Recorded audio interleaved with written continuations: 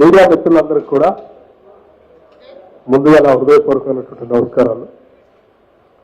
రాష్ట్ర ప్రభుత్వం ఎంతో ప్రతిష్టాత్మకంగా తీసుకున్నటువంటి రైతు భరోసా సంబంధించిన రైతుల అభిప్రాయాల సేకరణ సంబంధించి వరంగల్లో జరిగినటువంటి ఈ సభలో రైతులు అనేక మంది వారి ఆలోచనల్ని సభతో పంచుకున్నారు. రకరకాల అభిప్రాయాలు చెప్పారు. ఆ అభిప్రాయాలన్నింటినీ కూడా క్రోడీకరించి ఈ జిల్లాతో పాటు మిగతా జిల్లాల నుంచి వచ్చినటువంటి అభిప్రాయాలను కూడా క్రోడీకరించి అన్నింటినీ చట్టసభలో శాసనసభలో చర్చకు పెడతాం. అంతిమంగా ప్రజలు చెప్పిన దాన్ని ఆ పైన సభలో అన్ని రాజకీయ పార్టీలు చర్చించి తీసుకున్నటువంటి నిర్ణయాలని ఈ ప్రభుత్వం అమలు చేస్తుంది. ప్రభుత్వం చాలా స్పష్టంగా ఓపెన్ మైండ్తో ఉంది. ఈ పంచే మేము ఇచ్చేటువంటి ఈ సొమ్ము రైతు భరోసా పేరు మీద ప్రతి సంవత్సరం మేము ఇచ్చేటువంటి ఈ భరోసా సంబంధించినటువంటి డబ్బులు ప్రజల డబ్బులు. అది చివరికి ఈజీఎస్ ఎంప్లాయీస్, ఈజీఎస్ కూలీ వాళ్ళ దగ్గర నుంచి మొదలు పెడితే ఈ రాష్ట్రంలో ఉన్నటువంటి ప్రజలందరూ ప్రత్యక్షంగానో పరోక్షంగానో వాళ్ళు కట్టేటువంటి పన్నుల ద్వారా రాష్ట్ర ప్రభుత్వ ఖజానాకు వస్తున్నటువంటి సొమ్ము కాబట్టి ప్రజల డబ్బునే మేము రైతు భరోసా కింద రైతులకు ఇస్తున్నాం. కాబట్టి ఆ ఇచ్చే కార్యక్రమాన్ని ప్రజలందరూ అభిప్రాయాలు తీసుకొని మేమంతా ఒళ్ళు దగ్గర పెట్టుకొని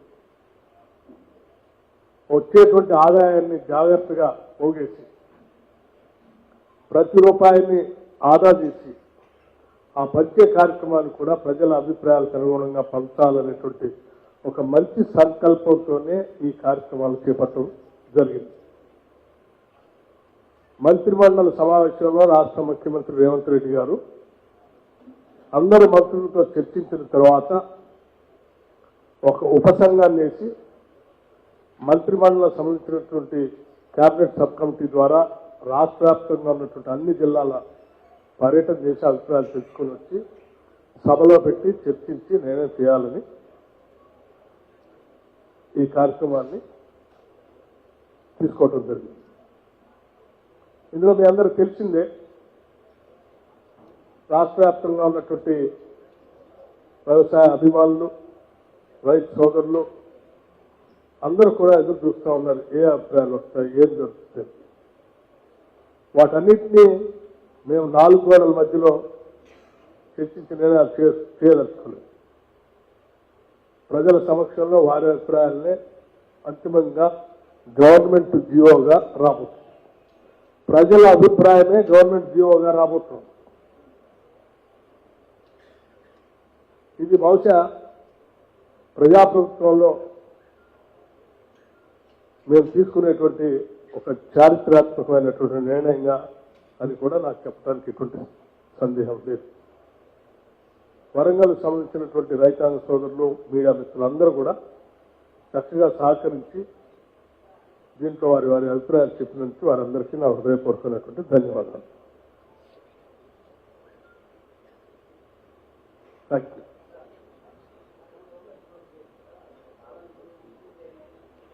అన్నిటిని ఏమన్నా రికవరీ చేసే అవకాశం ఉంటుందా? ఎందుకంటే కోట్ల రూపాయల దాదాపు 22,000 కోట్ల రూపాయలు అట్లా గుట్టలు ఫామ్ హౌస్లకే పోయినాయని మీ ప్రభుత్వం నుంచే చెప్తున్నారు. కాబట్టి అట్లాంటి రికవరీ చేసి మళ్ళీ ఆ ప్రజాధనాన్ని కాపాడే ప్రయత్నం చేస్తారా? మా ప్రభుత్వం చెప్పట్లేదు. ఆడిట్ శాఖకు సంబంధించినటువంటి వాళ్ళు మిగతా నిఘా సంస్థలు చెప్పినటువంటి వాస్తవం. కొండలు, గుట్టలు, రోడ్లకి లేకపోతే రియల్ ఎస్టేట్ చేసినటువంటి వాటికి ఇటువంటి అన్నిటికీ ఇచ్చి ప్రజాస్వామ్యాన్ని దుర్వినియోగం చేశారని లెక్కలు ఏజెన్సీ చెప్పిన ఏజెన్సీ చెప్పిన మాటలు పట్టుకునే అలా దూబరా కాకూడదు, ప్రజల ఆలోచనకు అనుగుణంగా చేద్దామని ప్రజల మధ్యకి వచ్చాం. నేను చెప్పాను కదా, అంతిమంగా ప్రజల అభిప్రాయమే గవర్నమెంట్ జీవోగా రాబోతుంది. ఇంతకుముందు ఇచ్చినట్టు ఇన్పుట్ సబ్సిడీ అట్లాంటి వాటిపైన ఏమైనా దృష్టి సారిస్తుంది?